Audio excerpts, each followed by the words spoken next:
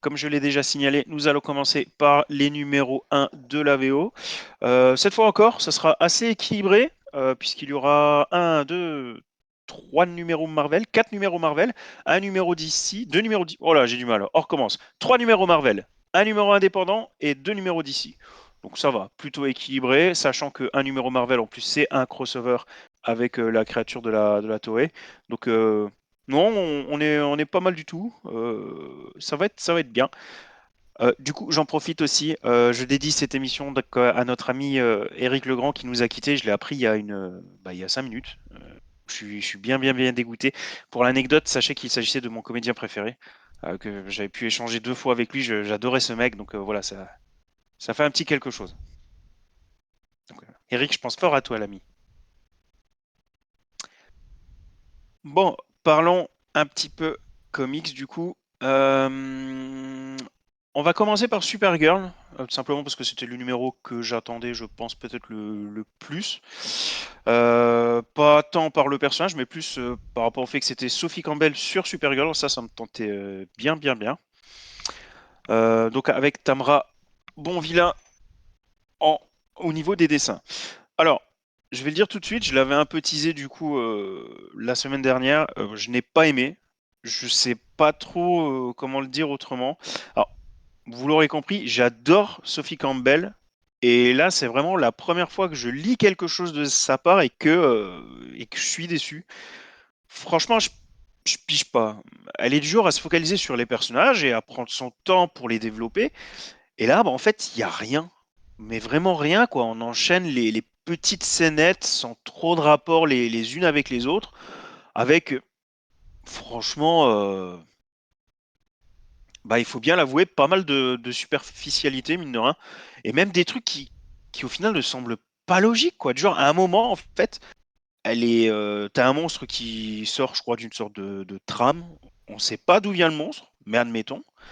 Euh, et en fait, elle arrête le monstre avec une sorte de drap rouge gigantesque. Et en fait, on ne sait pas d'où sort le drap. On ne sait pas où elle a chopé ça. Donc, même au niveau logique, il y a un manque, quoi. T'as l'impression qu'il manque une planche, en fait. C'est vraiment, vraiment bizarre. Et quand tu as résumé le titre, bah, en fait, c'est tout bonnement impossible vu qu'il se passe rien de décisif, en fait. Il n'y a rien dans le titre. On peut juste, à la limite, parler de la fin. Et encore, bah, en évitant de vous spoiler, quoi. Elle rentre chez elle et les gens disent que ce n'est pas Supergirl. Voilà, encore une fois, je ne redis pas plus pour pas spoiler, mais donc ouais, du coup, personnellement, je suis quand même assez déçu. Et niveau dessin, bon là, c'est totalement subjectif, hein. Les dessins de Bonvillain sont vraiment pas mauvais. Ils font le taf, mais c'est vrai que au niveau dessin ou même au niveau design de Supergirl, bah, franchement, Mahmoud Asrar, il me manque, quoi. Pour une fois, j'ai mis quelques images pour que vous puissiez comparer. Donc vous voyez à gauche, c'est pas dramatique, ça passe bien, c'est beau, c'est très moderne. Peut-être plus moderne que ce dont moi j'ai l'habitude et ce que j'apprécie vraiment. Mais à droite, c'est un bijou, quoi. Que ce soit au niveau du design de personnage, du costume, ou même de la composition de la planche. Ah ouais, comme je disais, là pour le coup, Mahmoud Asrar, il me manque, quoi. Donc voilà, par contre, encore une fois, c'est totalement subjectif. Je sais que toi, Martin, tu l'as lu, peut-être que t'es pas du même avis que moi. Je pense que je suis peut-être plus clément avec le dessin. J'aime beaucoup. Alors c'est pas du tout les mêmes styles.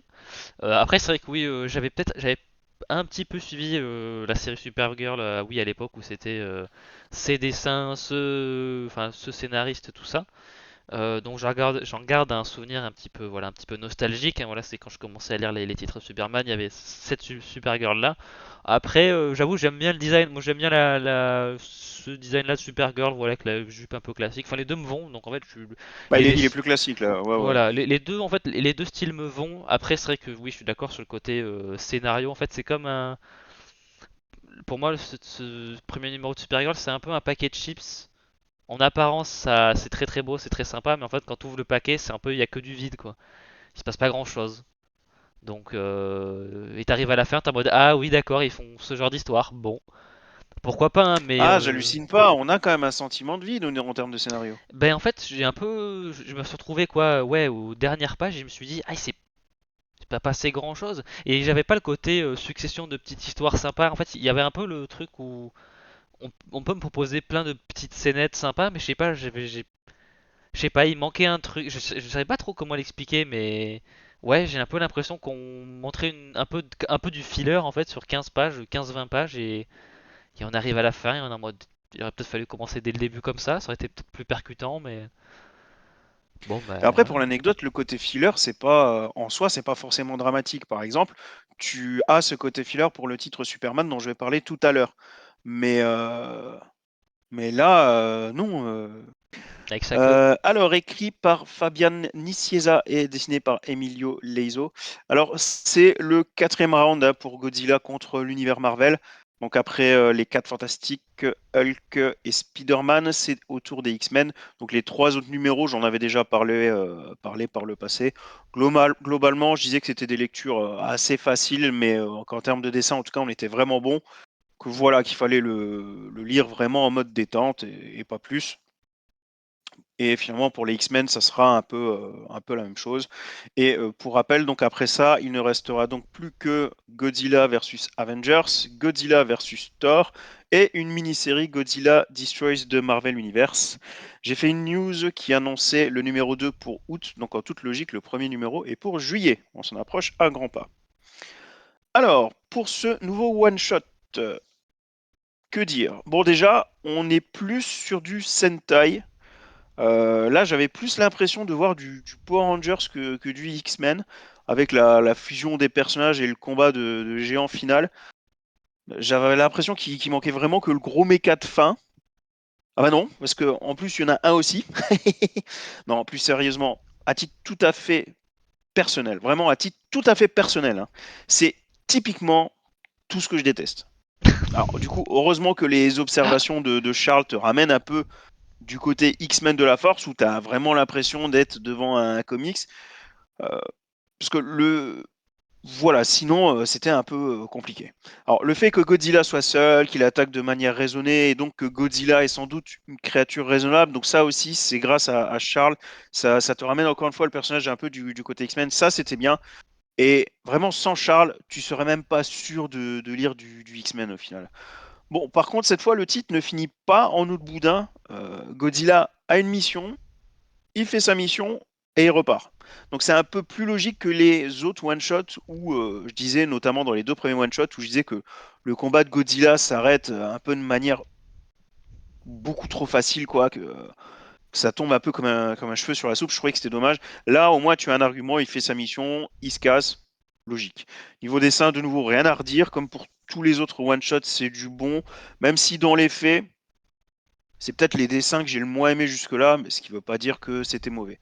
Donc voilà, attention, si vous êtes de ma génération, normalement vous avez vu les Power Rangers et tout comme ça, donc normalement c'est un univers que vous aimez bien. Donc c'est peut-être quelque chose que vous allez apprécier. Moi, c'est vrai que c'est pas ma cam. Je l'ai toujours dit, hein, peut-être à part les Goldorak et encore, parce que bah, voilà, je regardais ça avec mon père quand j'étais gosse, mais sinon tout ce qui est Transformers, tout ça, c'est pas du tout pour moi et ce numéro n'échappe pas à la règle. Godzilla, le plus sexy des lézards. Il sait ce qui est bon, Kraki58. Bah, effectivement, je croise beaucoup plus de gens en physique proche du gros lézard. C'était bon, Matt, il est vraiment pas sympa. Euh, Non, il y a quand même pas de X Megazord, mais non, bah, comme j'ai dit, il a une mission Godzilla, ce qui sous-entend que il a une certaine logique et c'est comme ça que Charles Xavier part du principe que c'est une créature qui a un raisonnement et donc que tu peux essayer de raisonner. C'est pas une bête sauvage, quoi. Il le voit comme ça.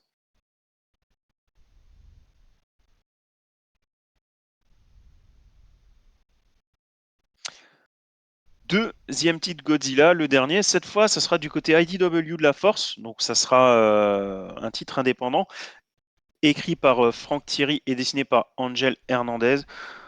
Euh, alors, Godzilla, Here There Be Aliens. Alors, au niveau de ce titre, c'est clairement l'humanité contre Godzilla, contre les aliens. Donc, vous l'aurez compris, en termes de catch, On appellerait ça un triple threat, donc un match triple menace, Triple match. puisque c'est un contre un, l'humanité contre Godzilla, contre les aliens, chacun étant à un stade différent du combat. Et je pense que c'est ça qui est le plus intéressant. Tu as l'humanité qui a la masse, comme souvent, j'ai envie de dire, avec un seul homme au final qui croit en l'existence de Godzilla, et les autres non, tout simplement car il y a une société secrète qui aurait tout fait pour dissimuler les preuves de son existence à travers le temps. Donc si j'entends qu'il y a une société secrète qui croit en l'existence de Godzilla, qui en est même convaincu, mais qui fait tout pour la dissimuler, donc on va dire au niveau du grand public, il y a une seule personne qui est au courant, et du coup, bah, elle a du mal à récupérer des preuves. Tout du moins jusqu'à ce que Godzilla n'attaque le Japon, bien sûr, à la recherche de quelque chose ou visiblement de quelqu'un. On n'en sait pas plus. Et quant aux aliens, bah, ils sont sur Terre, visiblement avec des pièces à des endroits on ne peut plus stratégiques. Clairement, ils sont prêts pour l'invasion. Donc au final, on a donc un titre avec peu d'action, mais je trouve qu'il secoue pas mal quand même, hein. On a beaucoup de petits twists par-ci par-là et un bon petit rythme. Franchement, c'était un premier numéro qui fait clairement le taf. Les dessins étaient bons, pas grandioses, mais bons.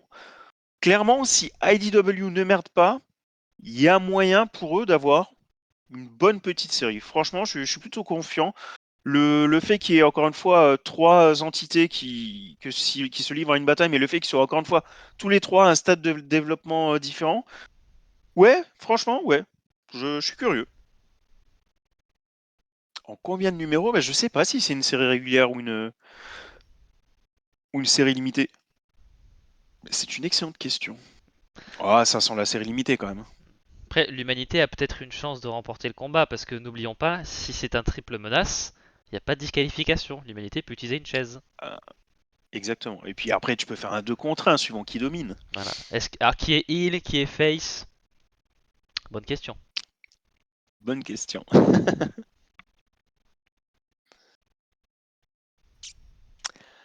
Un titre qui était pas mal attendu aussi, Spider-Man et Wolverine, écrit par Mark Guggenheim et dessiné par Carl Andrews. C'était un titre divertissant. Franchement, j'ai passé un bon moment.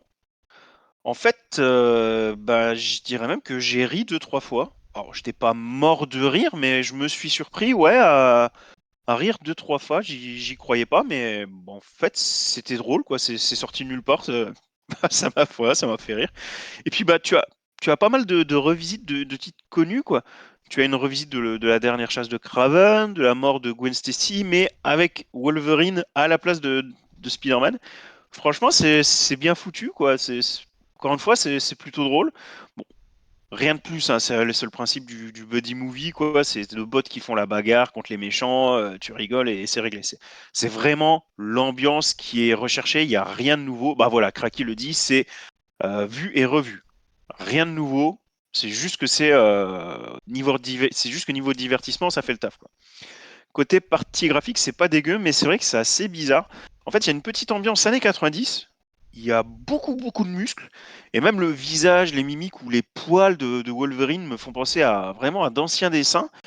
Et à côté de ça, ce qui est bizarre, c'est que tu as la scène, par exemple, entre Parker et sa copine, où on te met des visages vraiment exagérés, un peu plus cartoony, qui font très modernes.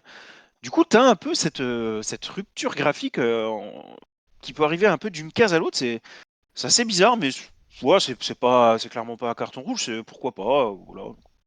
Clairement, j'ai lu ça entre une lecture qui était un peu plus costaud, on va dire, c'était pour casser ma lecture. Ça a clairement fait le taf, c'était bien, encore une fois. Dans la catégorie des titres divertissants, il est bien. Exactement, même ses griffes sont musclées. Même ses griffes transpirent la virilité. Un titre qui était énormément attendu par les fans maintenant de Spider-Man. Alors, si vous posez la question, j'enchaîne, hein, puisque si vous venez de nous rejoindre, l'ami Martin a dit qu'il arrêtait de lire, hein, qu'il n'avait pas le temps parce que monsieur avait un métier. Voilà. Oh là là là. Donc, du coup, c'est pour ça qu'il n'y a que moi qui parle un peu comics ce soir. Martin prendra la suite tout à l'heure au prochain sujet. Donc, cette fois, écrit par Higgins et Groom et dessiné par Vecchio. Allez, je vais commencer par les dessins cette fois. Il y a de superbes dessins.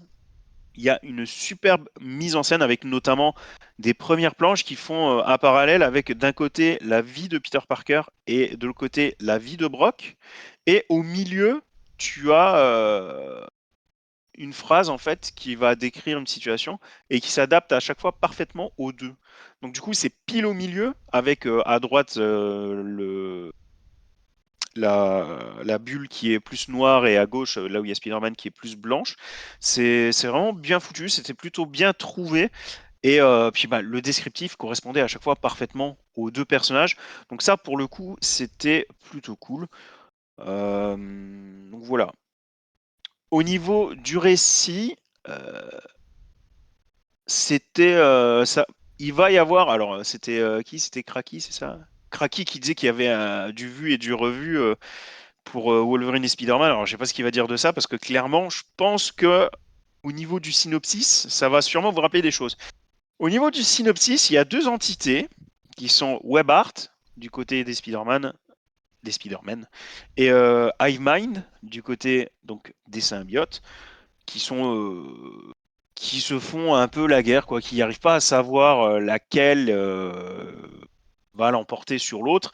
Et bah, ils sont en train de voir au sein du multivers que leur guerre fait de plus en plus de victimes. Du coup, pour sauver, euh, on va dire, le plus de monde possible, ils décident de mettre en scène euh, un combat. Donc c'est une équipe qui est montée vraiment de toutes pièces en téléportant différents personnages. Et de là, bah, il reste à voir qui est le plus fort.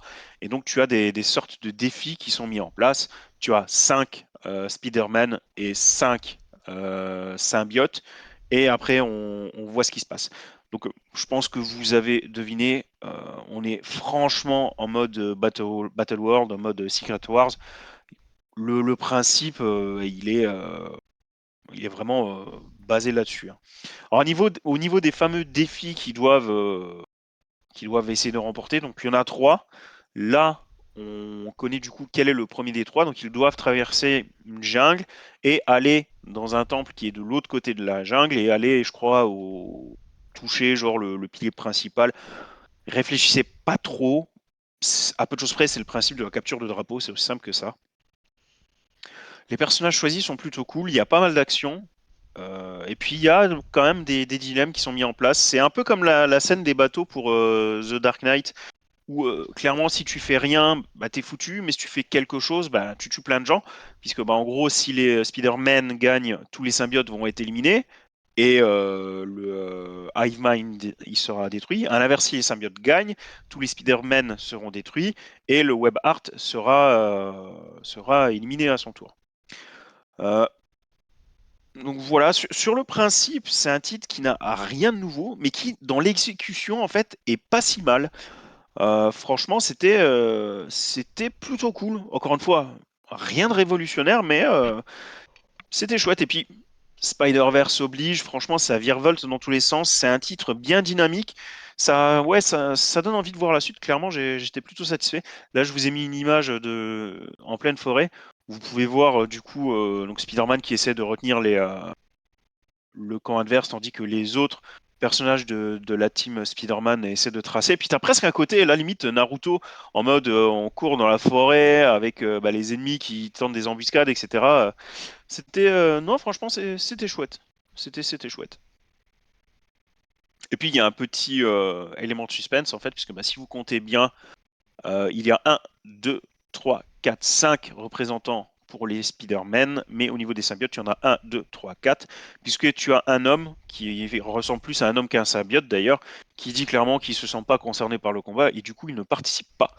Et bien sûr, on ne sait pas qui c'est. Donc voilà, tu as un petit élément de suspense. C'était aussi une attaque des Spider-Man d'ailleurs, hein. C'était assez marrant, du genre ah, vous êtes que 4, genre on en a déjà défoncé un, quoi. Et t'as les Venom qui répondent non, non, c'est surtout que on a besoin que d'être à 4. 4 Venom, ça vaut largement 5 Spider-Man. Ouais, c'est chouette, franchement. Encore une fois, c'était un titre qui était efficace. Le titre peut-être que j'attendais le moins, je pense, en termes de synopsis, mais que j'attendais le plus en termes d'équipe créative. Parce que bon, Dan Slott et Raphaël Albuquerque sur du Superman, tu ne dis pas non. Je pense qu'on est d'accord, Martin? T'aurais Hmm. pas dit non non plus? Bah oui, c'est un peu intriguant parce que Dan Slott, je le connais surtout sur du Spider-Man, donc le voir sur du Absolument. Superman, curieux. Et puis autant les deux sont des gros noms, Spider-Man et Superman, autant ils n'ont rien à voir. Donc ça peut être C'est vrai, on n'écrit pas de la même manière. franchement. Alors Mac, tu as lu quoi vite fait? Le Superman ou le Spider-Verse versus Venomverse?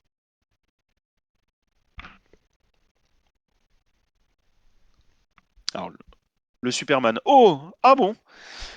Ok, étonnant. Bon, bon, bon.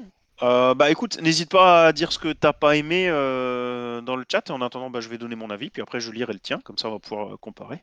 T'as fait le travail de Martin, n'est-ce pas Martin? Voilà, j'ai des assistants maintenant. Non, alors autant le dire tout de suite. Alors du coup, pour ma part, mais bon, en même temps, c'est moi qui parle, les gars, hein. Donc quand je dis c'était un excellent premier numéro, bien évidemment, c'est de mon point de vue. Ça ne veut pas dire que ça sera un excellent premier numéro pour tout le monde, mais je pense que on est tous d'accord là-dessus. Donc, de mon point de vue, j'ai trouvé que c'était un excellent premier numéro, que c'était bourré de clins d'œil, notamment un qui était très sympa, Richard Donner. Et avec le délire de l'astéroïde, du coup, c'est vrai que tu as Superman qui voit sa vie défiler devant ses yeux.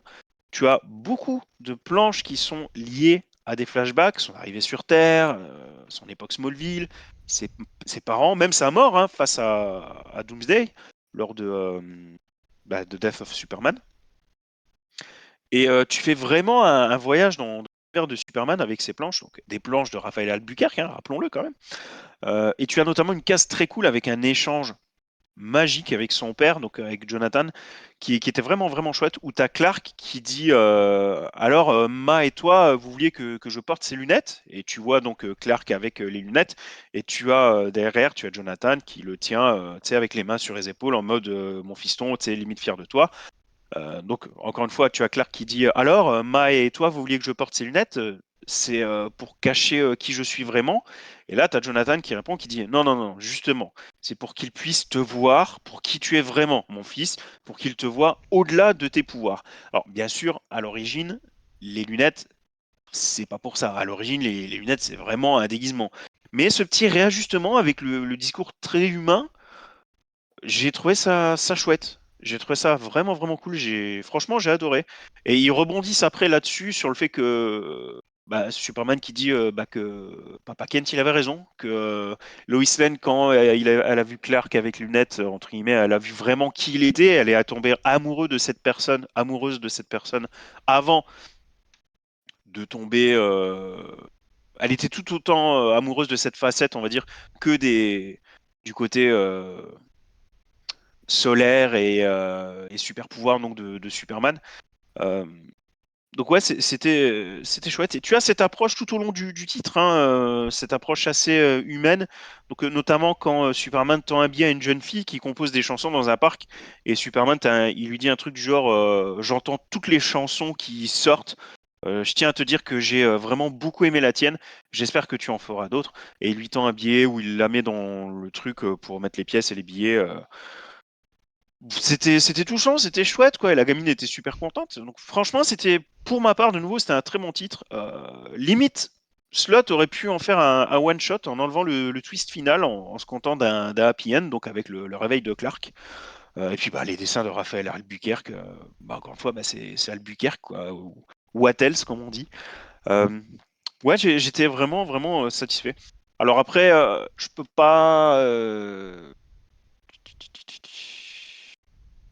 Qu'est-ce qu'on peut dire Le reste, je peux pas le dire. Le problème, c'est que j'essaie de réfléchir quand est-ce que ça se passe dans le numéro. Et tout le reste, bah, c'est assez spoilant, donc je peux pas le dire. Mais en gros, suite à cette météorite, il y a un gros changement quand même qui impacte la Terre.